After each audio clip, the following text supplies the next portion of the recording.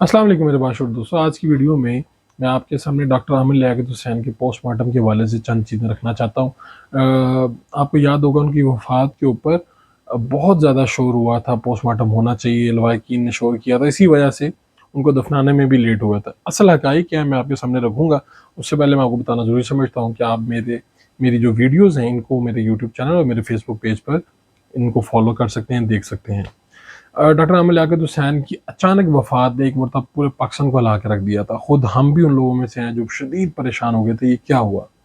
Doctor Aamir Liaquat Hussain साहब, उससे पहले जो हालात हुए वो आपके सामने हैं। दानिया शाह गईं, दानिया शाह ने उनकी रिलीज़ की वीडियोज़, और एक इस हवाले से भी खबर है जो आगे चल के आपके साथ शेयर करूँगा। तो वीडियोज़ उन्होंने उनकी न्यूड रिलीज़ कर दी, जिसके बाद आमिर लियाकत साहब टूट गए थे। लेकिन मैं इससे पहले ये भी आपको बता दूँ कि डॉक्टर आमिर लियाकत साहब बेसिकली दूसरी शादी जो उनकी राहें जुदा हुई थी, वहाँ पे उनको उनके दिल पे चोट आई थी, क्योंकि मेरे उनसे मुलाकातें रही हैं और ये बातें कुछ ऑफ द रिकॉर्ड होती रही हैं। तो मुझे ये लगता है कि असल में तो वहाँ पे उनका दिल टूटा था, और वो अपनी गलतियों का एतराफ़ भी करते रहे कि कहीं पे वो जल्दबाज़ी कर गए, कहीं पे वो हद से ज़्यादा जज़्बाती हो गए। लेकिन इस सब के बावजूद दूसरी शादी से जब उनकी अलहदगी होती है दूसरी बेगम से, तो उसके बाद वो होता है।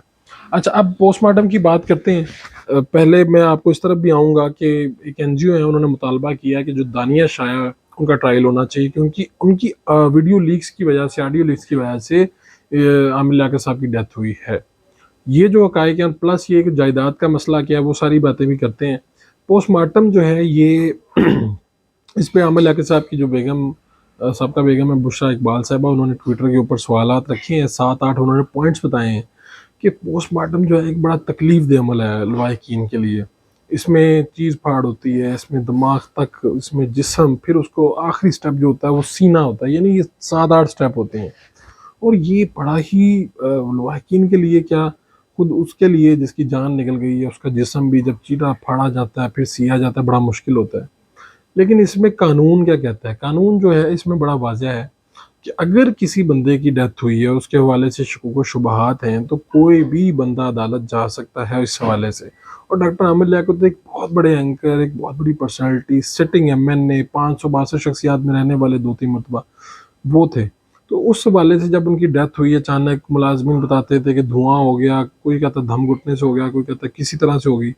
तो ऐसे में वजूहात जानना लाज़मी थी, क्योंकि उनके आखिरी जो ट्वीट्स हैं वो भी बड़े ख़तरनाक थे, और लोगों ने तरह-तरह की बातें की। किसी ने कहा दुश्मनों ने बदला लिया, किसी ने कहा दम घुटने से हुआ है, किसी ने कुछ भी कहा।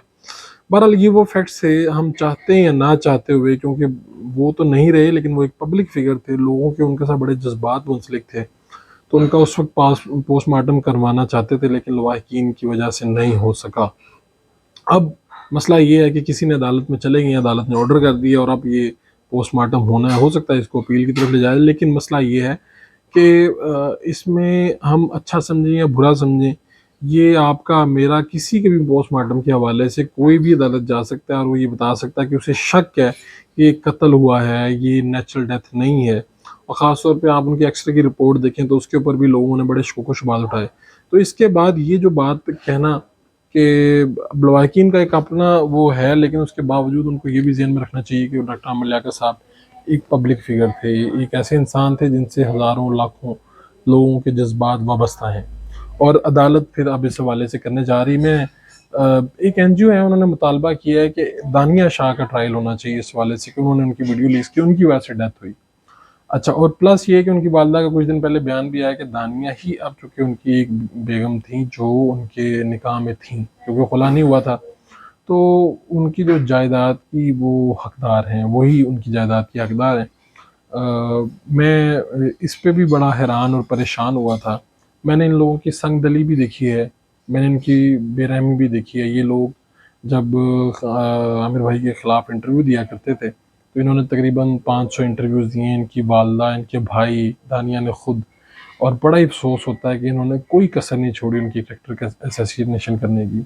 हर इंसान में हज़ार ख़ामियाँ, खूबियाँ हुआ करती हैं, लेकिन इन लोगों ने उनको वहाँ तक पहुँचाया जहाँ तक ये था। आमिर लियाकत साहब आखिरी दिनों में रोते रहे, चीखते रहे, चिल्लाते रहे।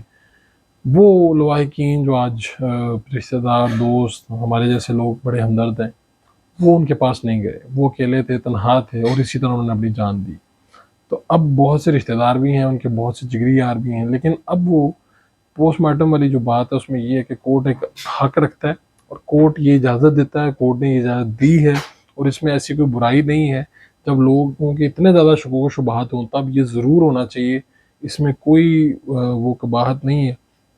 یہ بات آپ کی ٹھیک ہے کہ یہ ایک ایسا عمل ہے جو ناقابل برداشت ہے، لیکن بہرحال جب لوگوں کے جذبات اتنی بڑی شخصیت کے ساتھ وابستہ ہوں اتنی بڑی تعداد میں، تو پھر اس طرح سے کر کے شکوک و شبہات دور کیے جا سکتے ہیں، اور بہتر ہوتا کہ یہ پہلے سٹیپ پہ ہی کروا لیا جاتا، نہ کہ اب نوبت آتی کہ قبر کشائی کی جائے گی، پھر دوبارہ سے نکالا جائے گا، اتنی دیر میں جو لاش ہے اس کا کیا حالت ہو جاتی ہے، اس کے بعد کرنا یہ زیادہ خوفناک اور زیادہ اذیت ناک ہوتا ہے۔ بہرحال اللہ پاک ان کی اگلی جو منازل ہے وہ آسان فرمائے۔